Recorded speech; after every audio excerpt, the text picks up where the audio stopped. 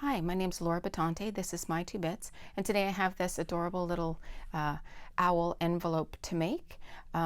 He would fit a 4x4 inch square, so perfect for a little mini invite or also for gift giving if you want to give a gift card. So materials for this craft, obviously you're going to need a collection of cardstock. I used the craft color for the body, and then I have these 4 other options for the little accents. And you can go ahead and use whatever you like. Here on the template, I have given you, it's 2 sheets, this template. So this is the what you're going to need to cut out for the actual envelope, and then here's the individual pieces, and then of course these are just on for placement. One other thing, I have given you 2 options. So this is an extra outer eye. I'm just going to show you what that looks like. So this is the most basic one, and then this is if you want to sort of take him up a bit more. I really did like the yellow eye, but here's my original. I didn't love the yellow eye so much just on its own. But you know, it's your envelope, so you do it how you like. But I have given you an option with the bigger outside ring as well. And so, but I'm going to make this one for you here today.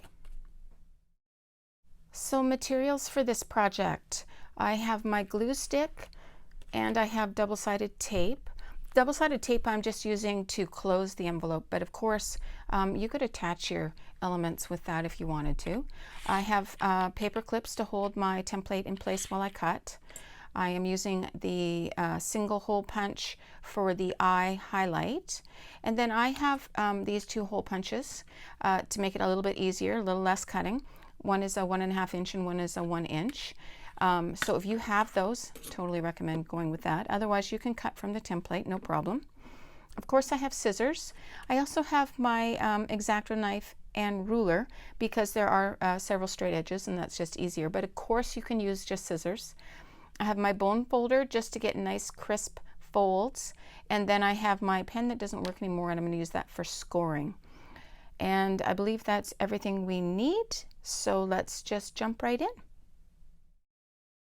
All right, so once you get the template cut out, we're just going to score some lines, and we are really just using the points here that we've created as our guideline.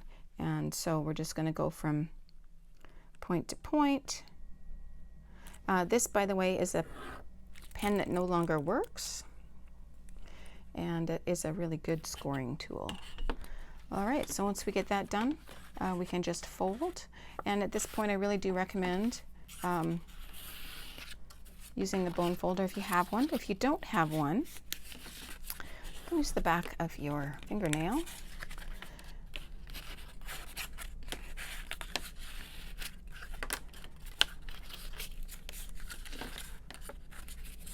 There we go. All right, so now that we have all of our pieces cut and our body folded, we can go ahead and start putting everything on. And of course, you don't have to do the colors that I have done. I have given you suggestions on the template, but you're free to, of course, pick whatever colors you like. So first thing to do is put the beak on, and we're just going to place that right on the end. Now I will tell you, if you have this together like this and you fold it over, you might be like, ah, what kind of design is that? But once the eyes go on, you have full coverage, so not to worry. We can put the eyes together before we put the whole thing on. So we have our base, and then our circles here for the inside, and then these guys, and then as usual I've cut a bunch of those because I usually shoot them all across the desk and then I can't find them. I always think it's a good idea to sort of position stuff before you glue it and then go back, put the glue on. That way you know you have stuff lined up just so.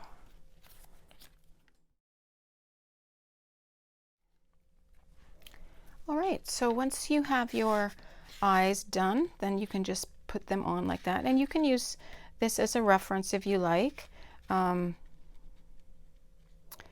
going to put it about there, but first thing I'm going to do is close it up and just make sure that when I do place them, I have, you know, coverage on everything. And then this will also help me get it centered. So I'm going to make a little suggestion here, because you want to make sure you have enough glue. So very lightly, you might want to make a pencil marker so, and then that way you can just get your glue up here a little higher, or even up like so.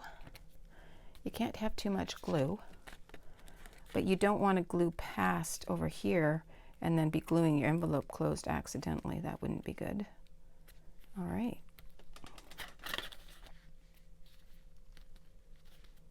If you did put too much glue on and you've gone over here, just open him up and let him dry before you close him up for good. Okay, and so then I just need this piece here and he's done. So actually super easy, as you can see. Put a little bit of glue on there.